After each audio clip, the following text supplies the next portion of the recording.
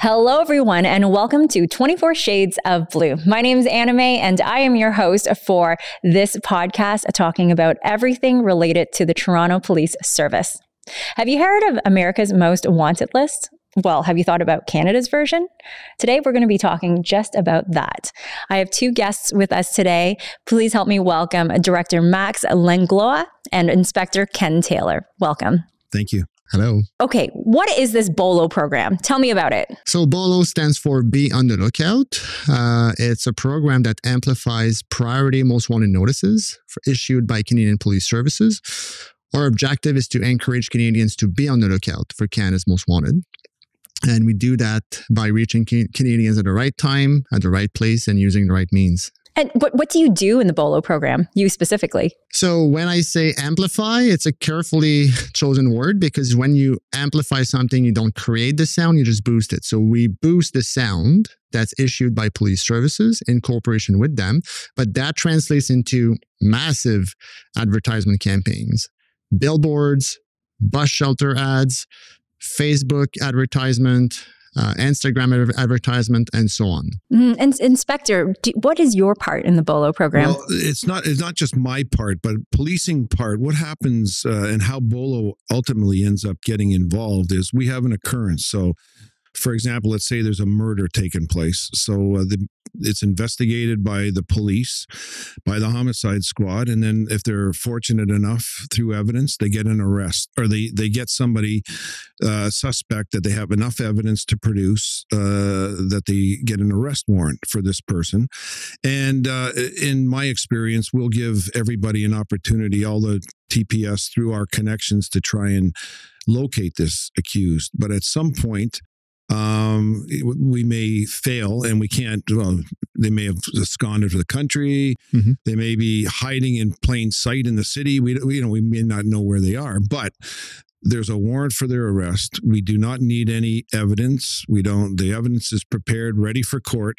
All we need is the person that is under arrest and a warrant. We have to get that person under arrest. So that's when we get involved. And under my command, I have the Fugitive Squad and the Provincial Rope Squad.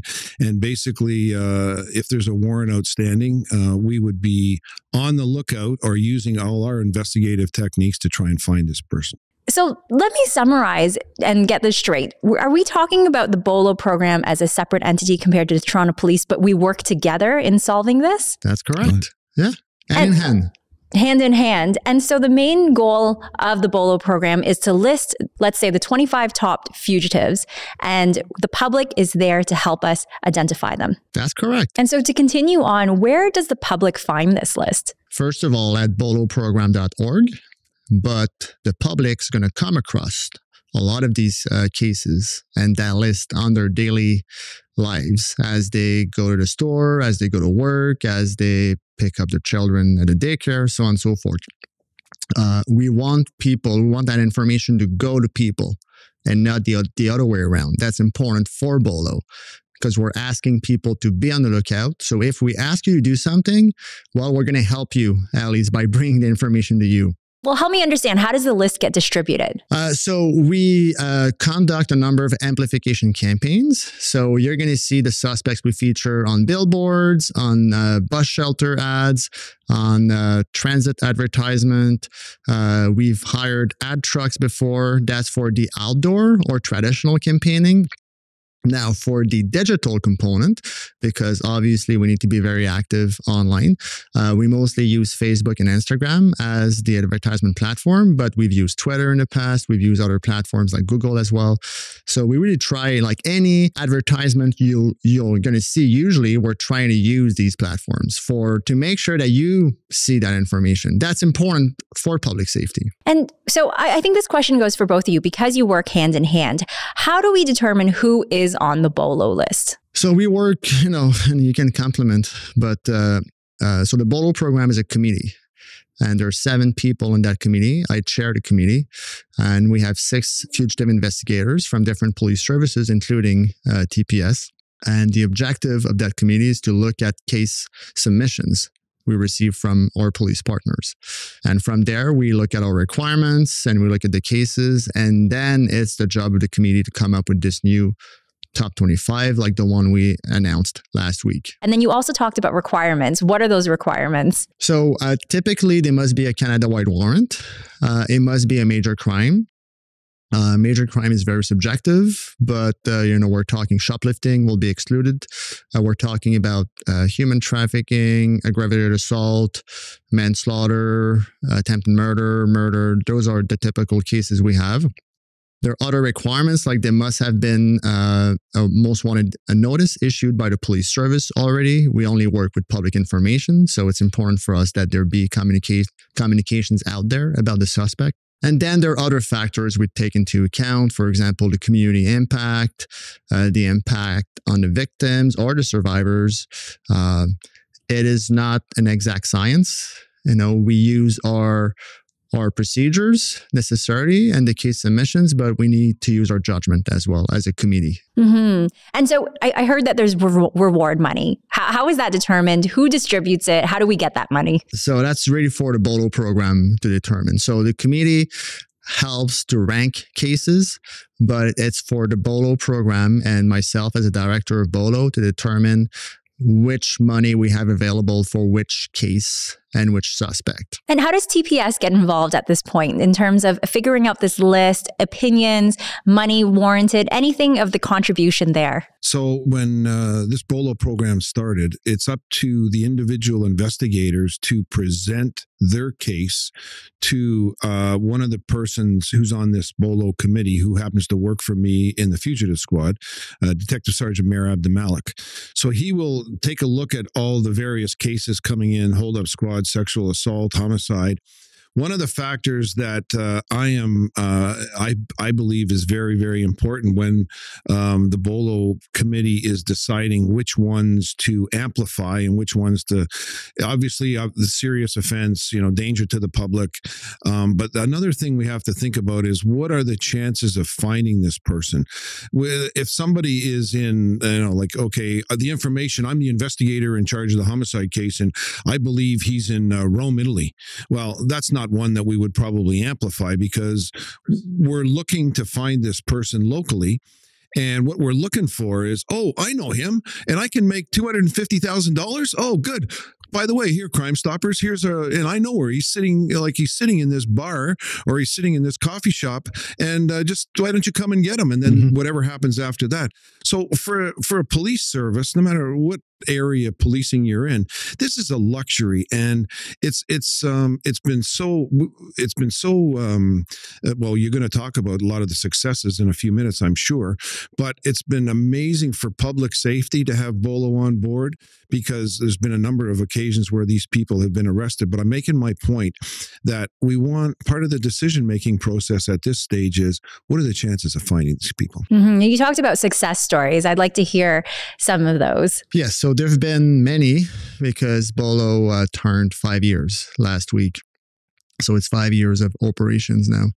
So out of the 46 suspects we featured before last week's update, so 46 suspects between May 1st, 2018 and April 30th, 2023, it's 18 who were located. So 40%, more or less.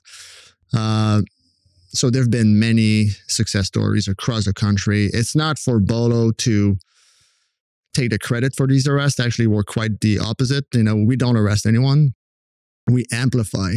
So the police get more tips, and the police can investigate, and the police can arrest dangerous suspects to make our communities safer.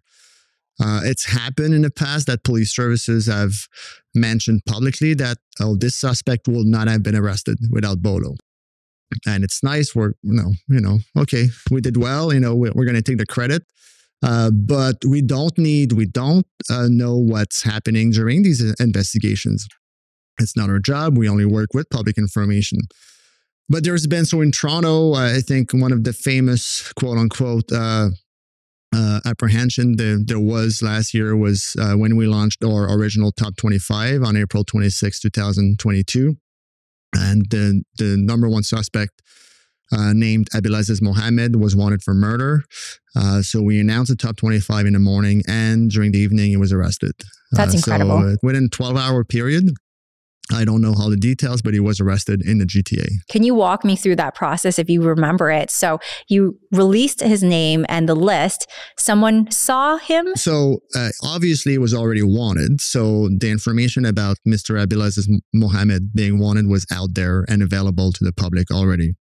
And it had been for a number of months.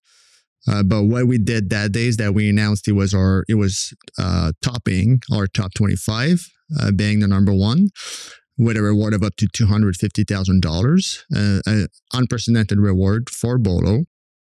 And I think that day, the BOLO program truly achieved, I'm going to call it media domination, because it was new and, everybody in the GTA was on the lookout. And a tip came in.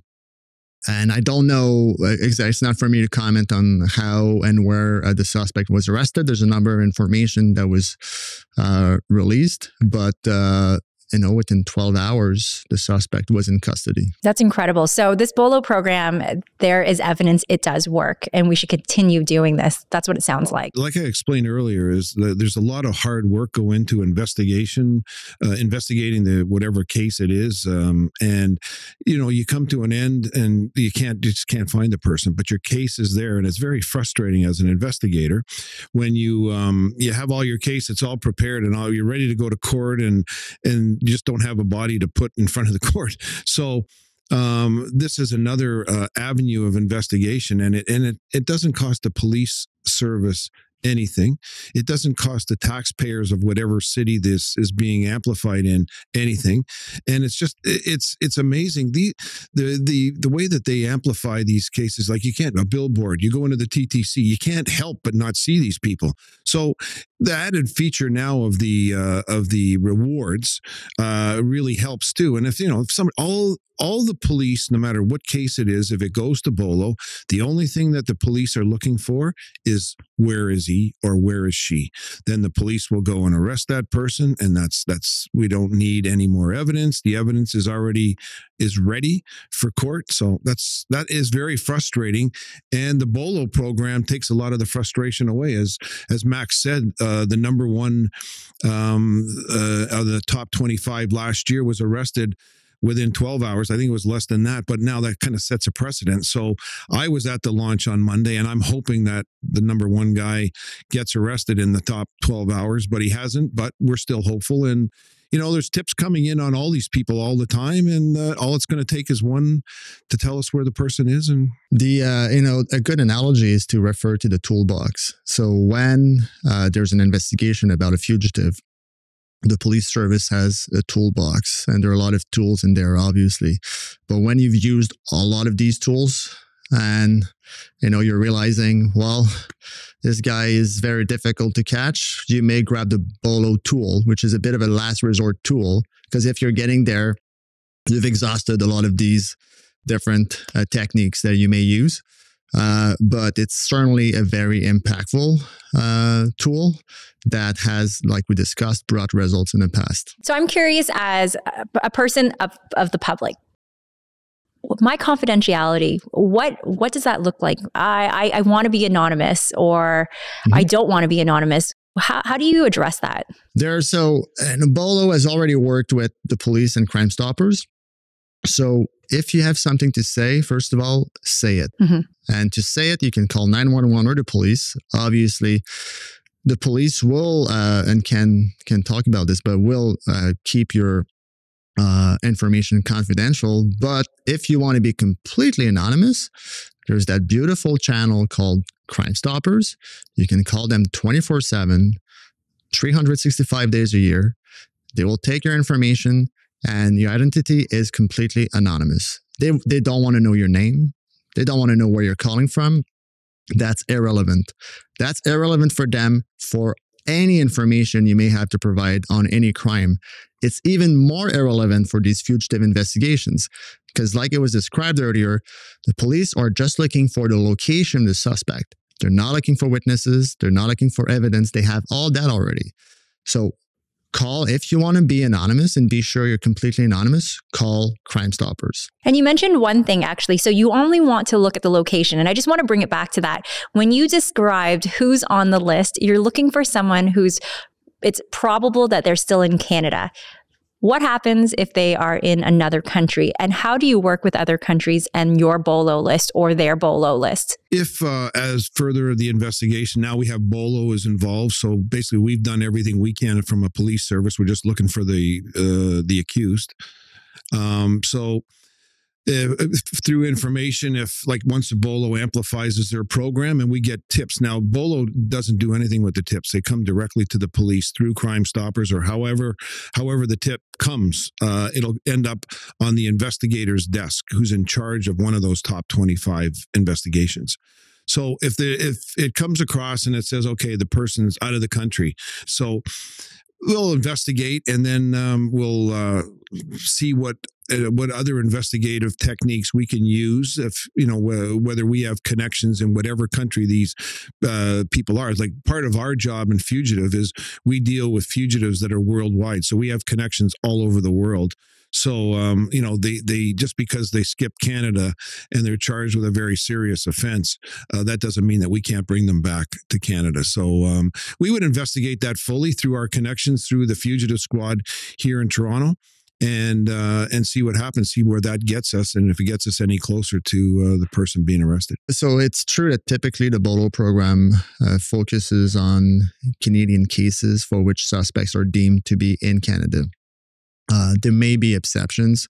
There's been a number of exceptions in the past. So, for example, we're a Canadian program, but we may campaign on a foreign suspect being in Canada. Because if the suspect is from the US, for example, and deemed to be here, is posing a threat to our communities. So it will be irresponsible for us to discard the case because it's a foreign suspect. We may campaign abroad in some specific situations. For example, if Inspector Taylor and his team find out, well, he is in a European country, well, they're going to do everything they can. We can campaign there as well if need be, but that will be an exception. We are a Canadian program focused on Canada. That makes sense. Do you have any last messages for our listeners? Anything, a call to action of what you hope that they can help with the BOLO program? Be on the lookout. For me, it's very important to, if you don't need to have something to say to call in a tip. You just may know something. If you're not sure, if you have that doubt, well, I went to school with that suspect, or, I know information is too little to be reported. I think that will be. And why is that? I'm just curiosity. Because in these investigations, and the inspector can confirm, the investigators don't leave any stone unturned. Okay. And if you're at that step of the investigation and you're asking the public for information, they want the information to come. I can tell you that all the information that comes into the Toronto Police Service and all police services across Canada is respected and will be investigated. And like Max said, there's nothing too small. We can be, as an investigator, we can be the decision makers with respect to what that information, whether it's if it doesn't help, well, at least you tried. And when in relation to the BOLO program, is all we're looking for is where this person is, and we'll send our people out to get them, and it's a success. Exactly. And just to summarize that, I think all information is important. And if you are receiving all of these calls of similar nature or of similar sort of area, anecdotally, that might trigger something, right? Anecdotally, we're getting more messages, and maybe that gives more weight to investigate that. And that just could be it. And I can tell you, like, a couple of the cases for which we saw results with BOLO, that's exactly what happened. Dozens of tips came in. And at some point, as an investigator, which I'm not, but my understanding is that, well, there was a lot of noise. And then the signal at some point came because, well, it's A plus B plus C. Well, that's got to be him. And they made an arrest. So, you must not know something. You may just believe you know something to call in a tip. And don't forget, there are steep incentives to call in and major rewards offered up to $250,000. So don't hesitate. Absolutely. Thank you so much to both of you. I have something for you. Me? What is that? Well, I would like you to be on the lookout. Okay. So I got you our BOLO swag box. Thank you so much from the BOLO program. And thank you to both of you for joining us. Again, it's very important for all of our viewers and listeners to be on the lookout. And it's very important for us to create a safe environment for all of our communities. Thank you so much for joining us. And thank you, everyone, for listening in on 24 Shades of Blue. My name's Anna May, and I'll see you at the next episode.